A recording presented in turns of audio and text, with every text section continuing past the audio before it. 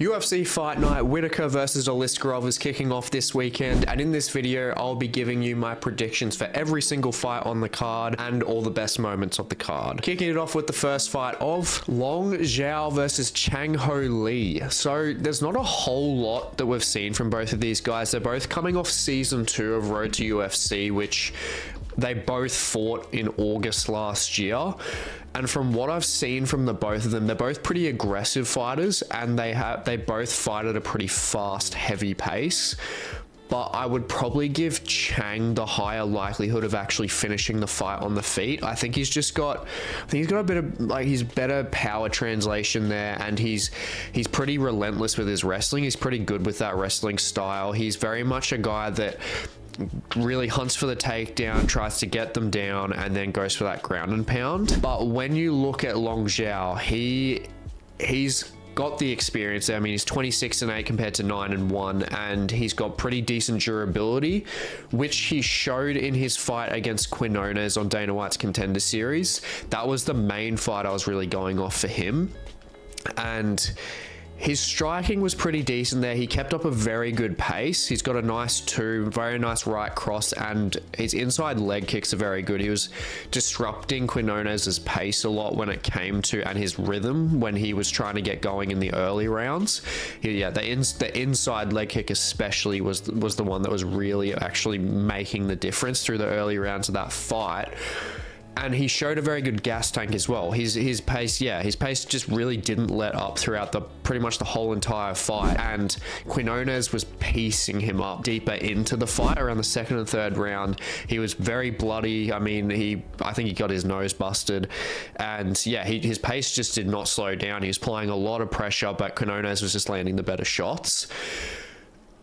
But before that fight, he was on a 13-fight win streak, and looking through his record, it was interesting. It was actually interesting to see that he has a lot of his wins by armbar. As you can see on the screen, he's 10-0 with submissions.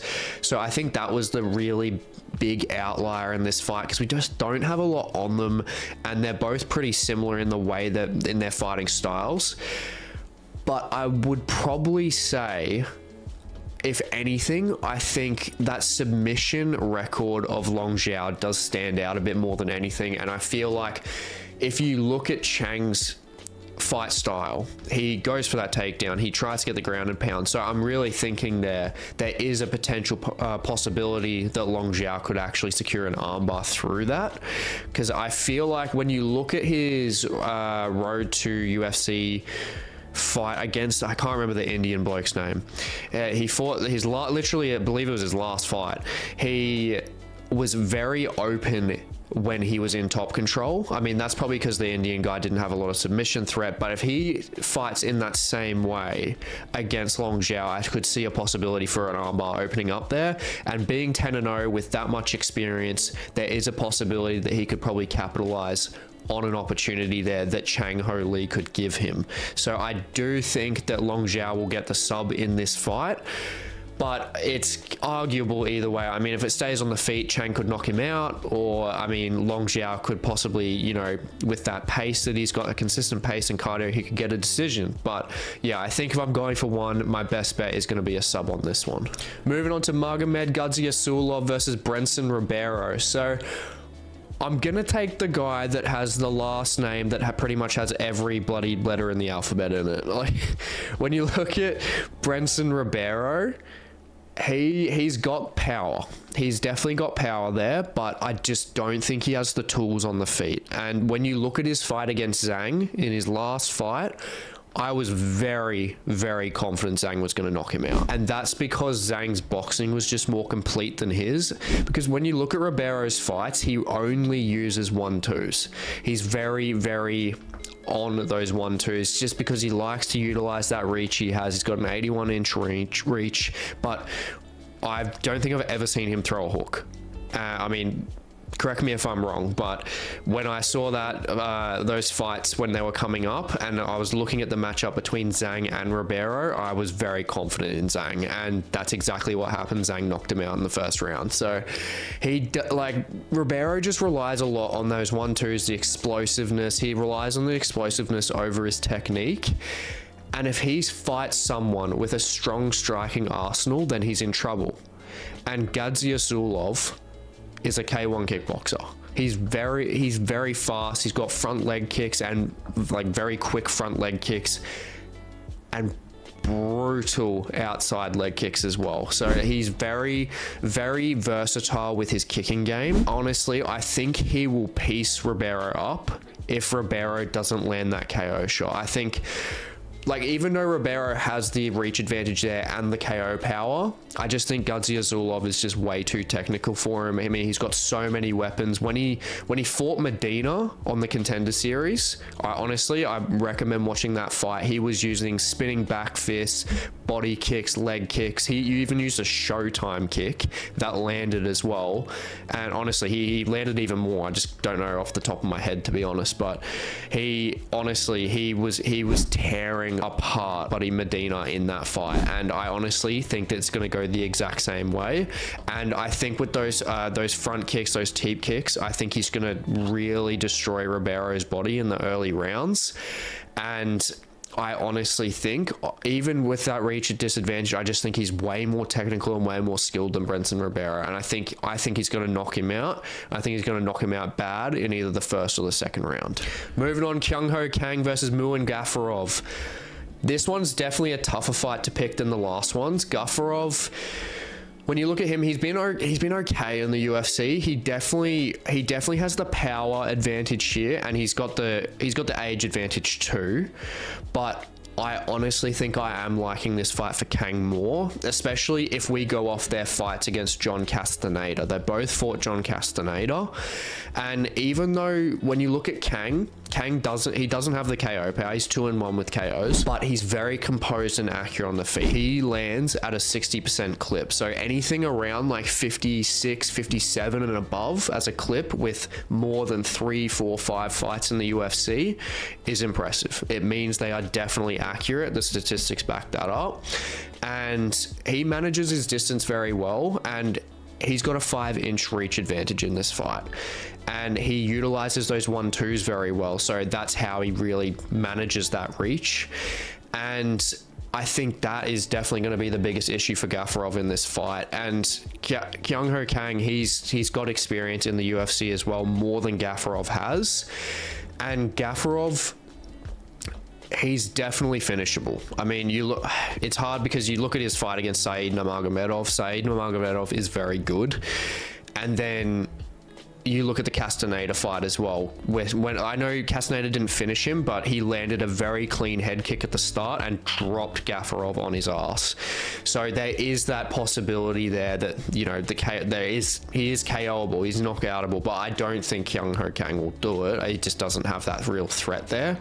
But the composure, the reach, and just that overall striking clip, I think that's where Gafurov's in trouble. And when you look at, like, it's not all on Kang's side. When you look at Gafurov as well, Gafurov is very good at closing the distance. He's kind of similar to like Michael Chandler. He's very good at switching stances to cover distance. He'll either try and land bombs, or he'll try and enter for a takedown and then try and grind the opponent out. But when you look at Kang in terms of landing bombs, Kang has not been finished in 13 years. And I mean, obviously, you know, that does not mean that he just can't get finished now, but that just credits his defensive capabilities, because there's going to be more than 1 or 2 fighters in the last 13 years that have tried to take his head off and that have not been able to. And you got to look at it as well. This guy's 36 years old. You know, he's not in his prime anymore, and he's still not getting finished. And on top of that, Kang has decent takedown defense as well. But like, I would say that the takedown defense is okay. I would say that Gafurov can get him down, but Kang has the best part of his game is his submission threat. So does Muin Gafurov actually want to get him down? That's the real question. And with him having that versatile submission threat, I wouldn't be surprised if he does get a submission there. But I do think that Gafurov will want to be playing it safe after Saeed did guillotine him. I think he's going to be more aware of those submission threats than recklessly going in for a double leg or anything like that and trying to get someone to the ground like Kang, who's 12-1 with submissions. That's the best part of his game. So I do think it could stay on the feet, and I think Kang will do a very good job with those 1-2s, that shot selection, and that 5-inch reach advantage, and I think he will get a decision win in this one. Moving up to Rinat Fakhretdinov versus Nicolas Dalby. Dalby is one of those guys that looks very impressive for his age. He's someone that does age like fine wine. I mean, he's 39 and he just destroyed Gabriel Bonfim. And Gabriel Bonfim was looking like a very big hype train. He was submitting pretty much everyone on earth. And he shut him down with the pace, the pressure, and he had a very good output as well. He just did not take his foot off the gas, and you got to commend that for someone that's 39 years old. And he's not in necessarily a big weight, like a heavy weight class where they don't have to rely on cardio that much. You know, welterweight is still on the lighter side. Technically, they still have to rely on cardio over power, so it's even more impressive and credit to him. And he even got taken down by Gabriel Bonfim as well, and Bonfim could not get him out of there. He was very composed on the ground, composed on his back. And yeah, I just don't see Nicolas Dalby, and with Nicolas Dalby and the amount of experience he has, I don't see him freaking out in any situations, and that includes when it comes to Rinat's wrestling game. I don't think he'll freak out when it comes to the wrestling game or any of those submission threats. Obviously, Rinat's 7-0 with submissions, but I do think that Rinat's wrestling game, regardless, will be an issue for him just in terms of that control. Now, like, both of these guys never been finished. They've never been finished. They're both very well rounded, so it will 100% be a competitive matchup. But I'm gonna take Rinat Fakhretdinov in this one. When it comes to Rinat, aside from almost losing to Eliseo Daleski dos Santos, who is another guy that is extremely impressive for his age and that's aging like fine wine, aside from that, Rinat has beaten almost pretty much everyone convincingly in his career. I mean, he choked out Kevin Lee on his return, and he beat Brian Battle as well. I think Brian Battle is pretty decent. He's definitely on the come up. He's gaining a lot more confidence, especially since the Ultimate Fighter. And definitely with that cut down to 170, he's definitely looked a lot better. But still, with this fight, I mean, Rinat, he's fighting out of American Top Team. He's in the prime age range as well, and he's finished most of his fights, and he has that well-rounded style. And he also does land at a better clip than Dalby does. He lands more shots and he absorbs less strikes overall. And I think that obviously is credit to his wrestling base. But I do think that Dalby is going to make this an absolute dogfight. Sorry, it's going to be extremely competitive, and I don't think Rinat's going to walk away with it. But I think that grinder style of Rinat will get him the decision win in this one. But I think Nicolas Dalby can do some damage to Rinat on the feet. I think Rinat will get the win, but I think he's going to have to dig deep. Moving on to Nasrat Haqparast versus Jared Gordon. Man, when it comes to Jared Gordon, like, I honestly, you got to feel sorry for him. He got absolutely fucking robbed. He got stiff robbed by those judges against Paddy Pimblett in that decision. I don't know how the hell he lost that fight. And then he got the headbutt loss as well from Bobby Green, or not loss, but you know, he was doing well in that fight against Bobby Green, and that was his ticket to enter the rankings as well. And that completely shut him down, which was really, I mean, I guess he did get TKO'd, but I mean, you know, it just sucked for him, honestly. That's basically what I'm trying to say. And from that, he's gone and he's beaten Marco Madsen, but Marco Madsen's just kind of a can, to be honest. He's not that great, and I don't think that this matchup is going to be the one that's going to get him any closer to the rankings either. He's definitely got this. He's got the accuracy and the output 100%. Like, he's very good. He's got a very good clip. Like, he's very, very economic and utilizes his shots very well on the feet. I would definitely give that to Jared Gordon. He doesn't waste shots. but I think Nasrat is very underrated. He's looked great in his last few fights. I mean, I was at UFC 293, and when he fought Landon Quinones, man, that was 100% one of the best fights on the card. He was piecing Landon Quinones up so well. His consistency in that fight, his pacing just did not wane at all. So he's got that output there 100%, and he's got the KO power, and I think he's got the KO power over Jared Gordon as well. I mean, he took out Jamie Malarkey, and when he fights orthodox fighters, if you look through like his past couple of fights, he finds a heap of success with that left straight down the pipe. And when you're looking at Jared Gordon is orthodox, and Nasrat has a 4-inch reach advantage over him. And when you're looking at those straight shots, like a 4-inch reach advantage can make all the difference. And I think that I'm worried for Jared Gordon when it comes to the striking output and power of Nasrat Haqparast, to be honest. Like, Jared Gordon has a low strike absorption rate, and like, he's clean defensively, he's economically offensively as well. But I just think Nasrat will be able to just land more damage overall, and I think he will get the decision on this one. I definitely think when it comes to Gordon, I'm not counting him out 100%. Like, most of the fights on this card are very close. I think when you're looking at Gordon, he needs to mix up his fight game. He needs to make it an MMA based fight. He needs to get this fight to the ground. And even if he does, I mean, Nasrat does have pretty decent get-ups. So honestly, if Jared Gordon can get it to the ground and really work his way for a submission, possibly, but he's not really known for them anyway, so it's really hard to find an out for Jared Gordon. So I'm giving it to Nasrat Haqparast to get this done regardless. And moving on to the feature prelim, Shara Bullet Magomedov versus Joilton Lutterbach. I believe that's how you say his last name. It's German, so it could be any bloody kind of way, to be honest. But look, Joilton, regardless, he should win this fight as long as he is not kissing his girlfriend in public. Because if he's kissing his girlfriend in public, I would definitely give Shara Bullet the first round KO on this one, if that's definitely happening. Shara Magomedov just looks like a menace to society, in all honesty. But to be fair, he does have very good stand-up. He's very entertaining. He's got a very versatile, unorthodox kicking style. And I mean, you saw that against Bruno Silva in his last fight at UFC, I think it was 294. And yeah, he was very entertaining in that fight. So he seems like an absolute menace to society, but I mean, at least he's entertaining to watch. But when we look at Joilton, as you can see on the screen, 14-2 on KOs and 13-1 on submissions. So he's definitely got the experience advantage here.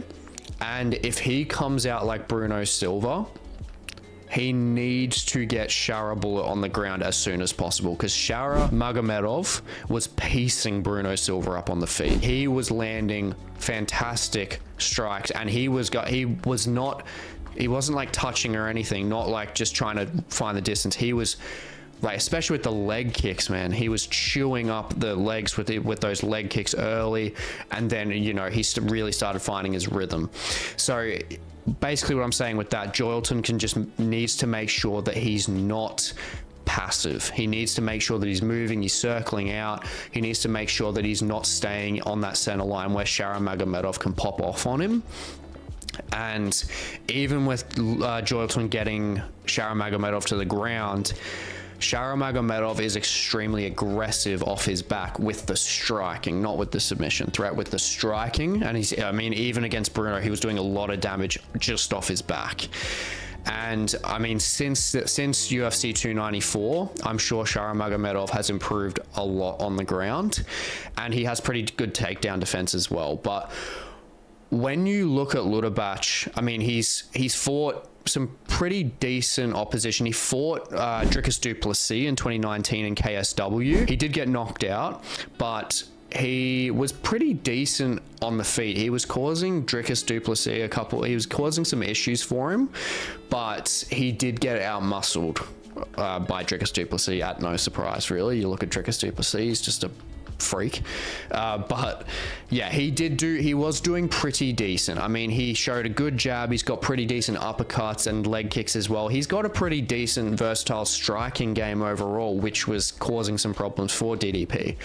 But when you compare it to Shara Magomedov, I think Shara simply has more tools than Joilton Lutterbach. And I think as well, when you look at Joilton when he fights, if you look at his regional scene fights, one of the biggest concerns, not just for his, just in terms of his style overall, I think it's just this matchup specifically, is I think the speed difference for Shara Magomedov is going to be huge. I think that he is just a lot faster, a lot more confident at really, throwing everything into those strikes. And I think that's going to play a crucial role in this fight. I think that Shara Magomedov could definitely rock Joilton in this fight, but I don't think he'll get finished. I think he'll push the pace pretty heavily. I think Shara will push the pace pretty heavily, but I just don't see... I think Joilton's a lot more composed and he really likes to pick his shots. And I think if that struggle does come, I think he'll shoot. I think he'll definitely shoot for a takedown. But that being said, though, I just think with Shara's takedown defense, I'm sure he's improved with the grappling and his versatile striking capability. I'm going to take him by a unanimous decision win here, but he definitely could get a KO TKO on this one. I'm not saying you can't, but I think I'm more confident just with that experience of Joilton and his composure. He doesn't really try and, really push the pace and engage and try and take risks. So that's where I think that Shara will pop off, but I do think that Shara will get the decision win in this fight. And moving on to the main card, Johnny Walker versus Volkan Oezdemir. This one did take me a bit to really research and try and find who I wanted to win.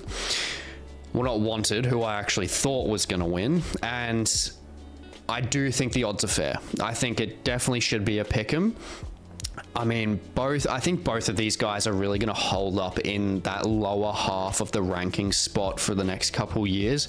Just don't really see them really threatening any of the guys heavily that are in the top 5. I mean, you just saw what Johnny Walker did, what happened to him against, what's his name? Magomed Ankalaev in their fight.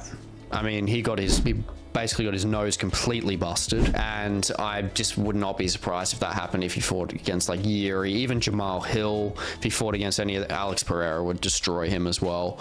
And I think that's the same for Volkan Oezdemir. I think Volkan Oezdemir in that sense is a little bit past it. I mean, he fought Daniel Cormier for the title years back, lost that one by KO TKO, and I think it was round 2. And yeah, he hasn't really he's still winning fights, but he hasn't been the same since then. I don't think he'll ever reach that caliber again. So basically what I'm saying is I think they are both kind of in the spot they are going to be in for a while. I think they're both at the same level, hence those odds, and hence why it's hard to predict. But when you look at them, and I think it's going to stay on the feet between them. And if it's going to stay on the feet, I'm preferring Oezdemir. I think Oezdemir has the cleaner boxing out of the two, and he's coming off a good win against Bogdan Guskov. Bogdan Guskov is a bulldozer, a lot of forward pressure, really tries to take the opponent's head off, and Volkan Oezdemir was outlanding him, was a lot more composed, and dropped him, and then submitted him, obviously, but I think he easily could have got the TKO in that fight. He had him full mounted, took his back. Yeah, he had Bogdan Guskov out of there, 100%. But then you look at Johnny Walker, and as I said, he's coming off that Ankalaev loss. He got absolutely chinned, and that was 5 months ago. And yeah, I think that does play a little bit of a part, seeing how Johnny Walker will come back from that. And Johnny Walker has always had a bit of an issue of, is he going to be over aggressive or is he going to be too passive? And either one gets him in trouble. So it's really hard to predict Johnny Walker fights because we just don't know the Johnny Walker that's going to come out. But I think he will make it competitive, 100%. And I do have Oezdemir winning this fight, but I don't think Oezdemir will dominate. I do think the output and the accuracy of both of them. They both have high outputs. They're both pretty accurate on the feet, especially Johnny Walker, which I was surprised about when I was looking at the statistics.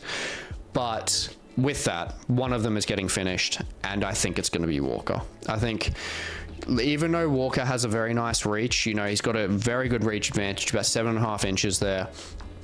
But I just don't, unless he comes out the way that he did against Anthony Smith, then I wouldn't shy away from him getting the win. But Anthony Smith isn't Volkan Oezdemir on the feet either.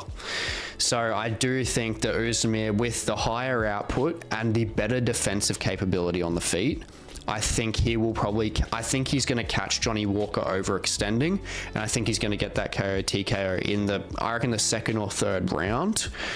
And yeah, I think it will be extremely close, but I think Johnny Walker will get, I think he'll get impatient. I think he'll get frustrated towards the second or third round, and then I think Oezdemir is going to punish him. And the worst part of all isn't even him losing. I think it's the fact that he doesn't even get the revenge in the desert.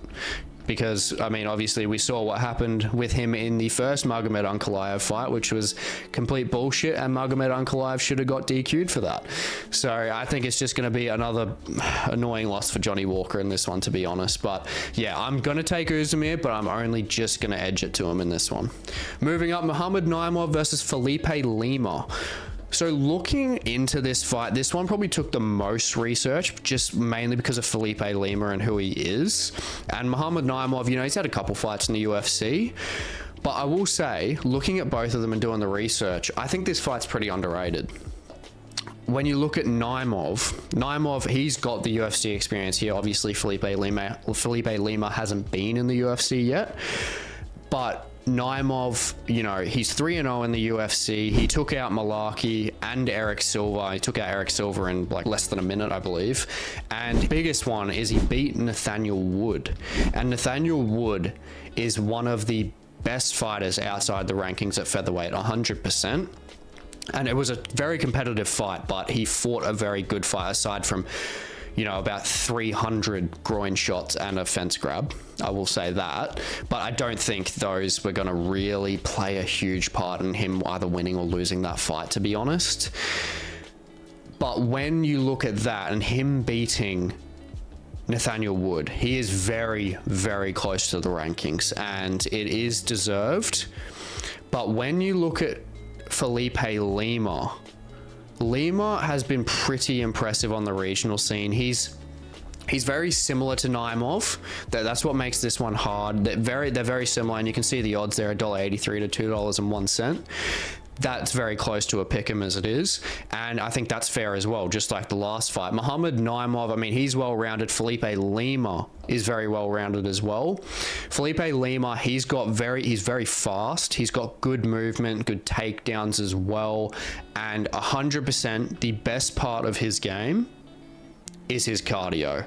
In his last fight, he went 5 rounds, and his pace was he was pretty much going 90 to 100% for 5 rounds and did not slow down at all. And he was the aggressor in pretty much the entire fight. And I do think that he will make this fight very competitive. So as I said, I completely agree with those odds, but I am going to take Naimov in this fight with the strength and the power advantage. And I think and obviously on top of that, him having the UFC experience, he's fought the better opponents. And the biggest thing here is that Muhammad Naimov is the natural featherweight. Lima, looking through his record in his 13 fights, he's never fought at featherweight. He's fought at a 140-pound catch weight a couple times, but never at 145. And Muhammad Naimov is a fighter that is cutting to 145 100%. He looks big at 145, and I think that power and strength in the wrestling exchanges is what's going to get the better of this fight, and that's what's going to get Naimov the unanimous decision win in this fight. But don't stray away from Felipe Lima. He will be pretty impressive in this fight. I think he's going to give Naimov a lot of challenges, but I just don't see him outworking Naimov in terms of those physical capabilities. Moving up to Kelvin Gastelum versus Daniel Rodriguez. I'm going to be taking Gastelum in this one. Daniel Rodriguez, he's never reached the level that Gastelum has in his career, and that's especially emphasized now.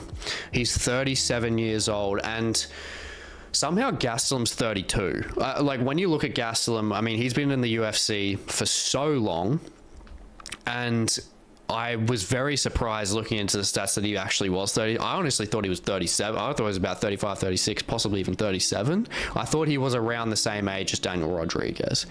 And when you look at Daniel Rodriguez, he's coming off back-to-back finish losses, and they're the only finish losses he has in his career, and it's against Ian Gary and Neil Magny, so very highly rated fighters in the welterweight division. But he also robbed Li Jingliang in the fight before those. So he has been on a bit of a loss streak, and like, I'm not completely throwing him under the bus here. I know I've just obviously picked Gastelum straight away, but I will say the thing that I like about Rodriguez, he has very good output on the feet, and he's got the reach advantage here, where he could outpoint Gastelum, but I think Gastelum is going to give Rodriguez the same treatment that Sean Brady gave to him. And I think it's not so much a grappling capability. I think he's just going to outmuscle Daniel Rodriguez, and I think he's mainly going to outmuscle him in the clinch against the cage, and then if it gets there, I think he's going to be able to control him on the ground as well. And Gastelum is a well-rounded fighter. I mean, he's got pretty good boxing, and he's faced just better opponents overall, and he's definitely got a submission game as well. And he's 5-3 with submissions, but he has pretty vicious chokes. He's very, very good with a rear naked choke. If he's on your back and he's cinching a rear naked choke, I think most likely he's going to secure it. And I think when it comes to Kelvin Gastelum, obviously he got ransacked in his fight with Sean Brady, destroyed. But I think it's going to take a fighter like Sean Brady to have that happen again. I think it's going to take someone that can out-muscle. Like, obviously, Brady couldn't really out-muscle him, but he could out-grapple him. He was very good with his weight distribution, and that's what Kelvin Gastelum struggled with. But Daniel Rodriguez is definitely not Sean Brady, you know, nowhere near in terms of that grappling capability. And look, I just don't really see, I'm not very confident in a win for Daniel Rodriguez here. He's 37 years old. Kelvin Gastelum's got the more well-rounded game. He's younger, and I think he's going to be hungry after that last loss. And he's even said it in one of the interviews that he did. He said that this is basically a retirement fight. If whoever loses this should retire. And it's hard to say because of mentalities. I mean, I'm not in the place to say either of them should, 100% not. But it just depends what Daniel Rodriguez really wants out of the fight game.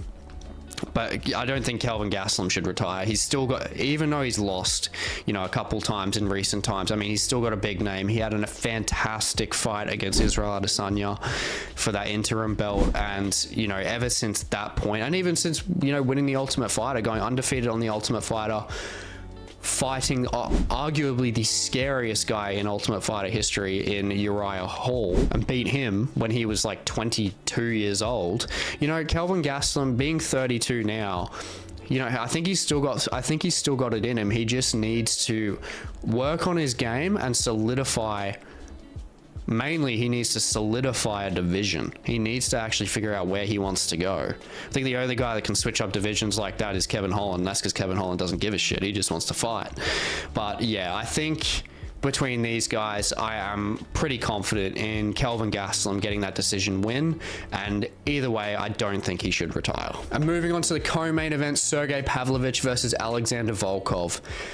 This matchup really irritates me, to be honest. I'm pretty confident I'm taking Pavlovich in this fight, and I'm going to take him by a brutal KO finish. Because Volkov is coming into this fight he's come out with a statement saying that he has never won a single round against Pavlovich and does not want to stand with him either. Now, I understand they've been teammates, throughout their careers at points in time, but it not only shows a mental skew in Alexander Volkov's game, in the fact that he is already mentally defeated and he does not want to win this. And I don't think he is coming out saying this and, trying to, fool everyone and saying like, oh yeah, you know, I definitely don't want to stand with him, I'm totally gonna knock him the fuck out. I don't believe that for a second, to be honest. Volkov, he kind of brings this persona, he gives off this persona of, you know, being more so truthful and down to earth. So I honestly think he's telling the truth, which is more of an issue with this. And it not only deflates the excitement for the fight in it being more so one-sided to Pavlovich for the fans, but it deflates the landscape of the division. I mean, these guys are at the top of the heavyweight division, and when you've got statements like that, it's seriously just deflating, you know, the real motivation and everything when it comes to the division. And I talk more about this. If you haven't already seen my video on literally me talking about the heavyweight division being an absolute mess, I'll leave a link to it in the description. I honestly believe Volkov when he says it. I just think it's a very outlandish thing to lie about. And when it comes to the way that his persona is, I just doubt it even more. But regardless of that, when we're looking at the fight, someone is getting finished regardless anyway. I mean, out of 55 wins that these guys have, 43 of those wins are by finish. But when you look at them statistically, Pavlovich has got the power advantage, the speed advantage, a 4-inch reach advantage, and he's barely even got less of a leg reach advantage. So even Volkov trying to use teeps to create distance can be an issue as well. Like, honestly, unless Volkov can somehow catch him with some form of unorthodox strike, which he isn't really known for, or get him to, or somehow get Pavlovich to the ground and find and really dig deep and find a submission, I've got Pavlovich all day, 100%. I think Pavlovich will get this done by round 1 KO. And even when it comes to those takedowns and trying to get that submission threat off for Volkov, Sergei Pavlovich has got a very good Sambo background. So, I mean, I think he's going to pretty much not only negate any chances of Volkov getting the win on the ground, I think he's pretty much going to negate almost any chance of him winning at all. And moving on to the main event, Robert Whittaker versus Ikram Aliskerov. So, just like Tatsuro Taira last week, this is an absolute goldmine opportunity for Ikram Aliskerov to pump up those rankings. And look, Ikram, he's definitely dangerous. He's very well-rounded. He's got a very good ground game. He's got the submission threat there, and he's definitely got the KO power there, that's for sure. If you haven't seen any of his fights, he definitely is dangerous on the feet. And it's not like he's not coming into this fight in shape. You know, I'm not sure how many people think that he's coming in on short notice, but he's not. He was all set up to fight as the co-main event behind Tatsuro Taira last week against Tricoli, but I think that this is 100% the right decision to kick that fight off and fight Robert Whittaker regardless if he wins or loses. Honestly, I think it's still fantastic for him. He gets that experience against one of the best in the middleweight division, and you know, he's going to take that with him. And you know, he's 31 years old. He's still got 3-4 years left of prime of his prime. So yeah, I think this is great for him to take. And I definitely think he should have kicked that Tricoli fight off. I don't think it was going to do anything for him, and I think he was going to chin Tricoli. So yeah, definitely good for him, but I don't think he's going to get the same outcome that Taira did get last weekend. I think when you look at Whittaker, I think Whittaker is going to pick him apart, and I think he's going to TKO him in either the 3rd or the 4th round. Look, Aliskerov, he's got the power, but he overcommits pretty heavily to his strikes, and he does get himself into vulnerable positions to try and get that finish.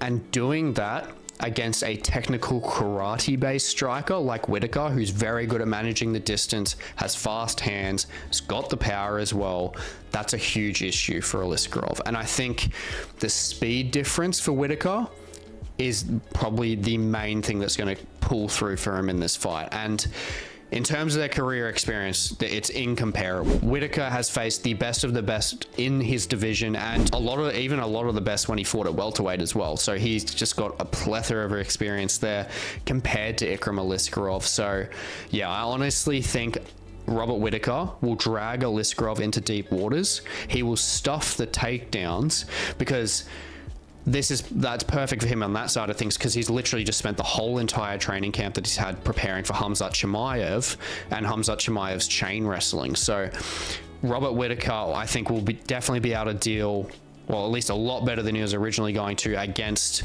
you know, Ikram Aliskerov, who's not as good in terms of grappling and that chain wrestling as Khamzat Chimaev. So I think Robert Whittaker will definitely be able to keep this on the feet. And even if he doesn't, he's got pretty decent get-ups anyway. I think he will. I don't think Ikram's going to be able to keep him there for long, unless Ikram lands the shot on him. And if he can land the shot and drop Robert Whittaker, I mean, he'll probably try and TKO Whittaker over submitting him anyway.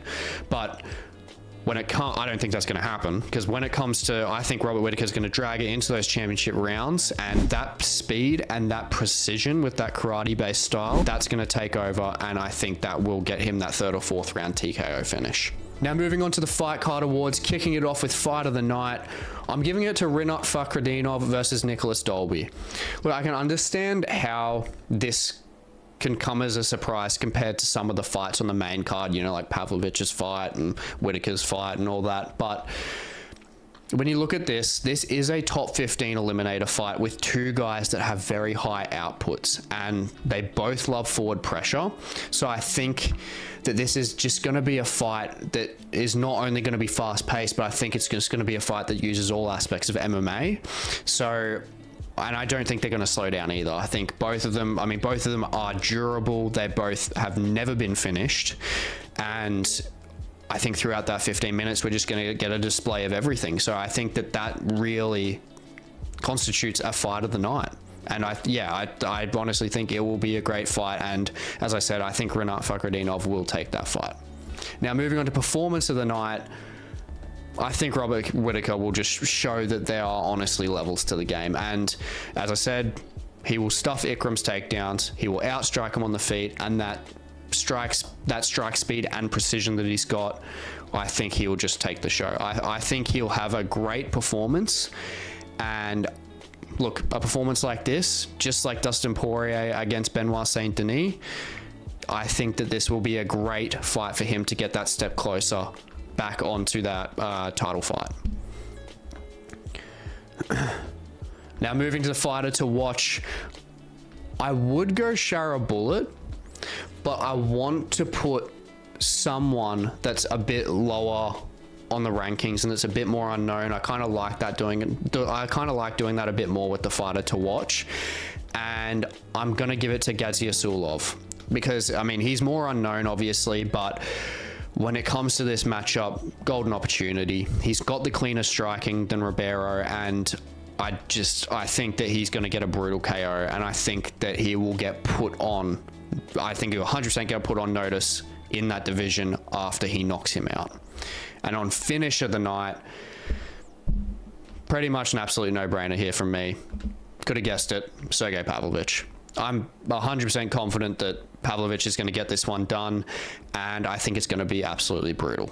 You know, with Volkov stating that he's got those doubts, and, you know, stating that he's doesn't want to stand with him and all this. I mean, it's obviously a mentality flaw there when it comes into the fight, which is 100% what you do not want going into a fight, especially at this level. I honestly think that Pavlovich in that sense, and with all those physical advantages I listed when I was looking at their matchup, I think he's going to go out there, and I think that he is just going to absolutely decimate him. I think he's going to make an absolute statement, and he is going to, I honestly think if he KOs him in the first round, he's probably getting a title shot after this. If you do like the matchup based content, feel free to check out my video on Kamaru Usman versus Jan Blachowicz if they were to fight back in their primes back in 2021. I've just got it linked on the screen here. And with that, please feel free to like, comment, subscribe, and I will catch you on the next one.